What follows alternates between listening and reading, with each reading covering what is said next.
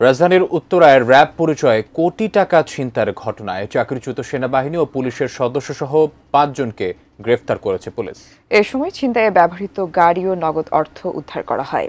বিস্তারিত জানাচ্ছেন রবিউল ইসলাম রবি। গেল ১৪ জুন শনিবার উত্তরা পশ্চিম থানা এলাকায় ১৩ নম্বর সেক্টর থেকে মোবাইল আর্থিক সেবা প্রতিষ্ঠান নগদের প্রতিনিধি আব্দুর রহমানের কাছ থেকে ১,১৮,৭১,০০০ টাকা ছিনিয়ে নেয় র্যাবের পোশাক পরা একদল ছিনতাইকারী।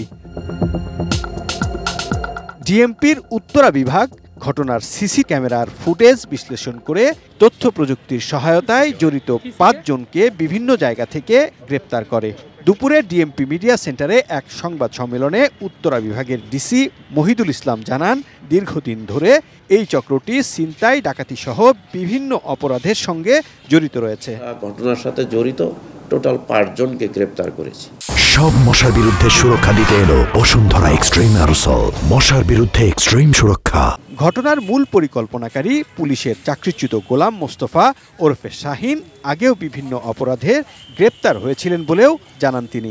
এটার যে পরিকল্পনাকারী এবং লিড দিয়েছে এই অপরাধ, এই ডাকাতির কাজে, নাম হচ্ছে গোলাম মোস্তফা ওরফে শাহিন। তাকে গ্রেপ্তার করেছে ডিবি। তাকে গ্রেপ্তার করে তার কাছ থেকে ১৩,৩৪,৫০০ টাকা উদ্ধার করে জব্দ করেছে। তারপরে তার দেওয়া তথ্য মতে ইমদাদুল শরীফ নামে একজনকে গ্রেপ্তার করেছে। তার কাছ থেকে ৮,০৪,৭৮০ টাকা উদ্ধার করেছে, করে জব্দ করেছে।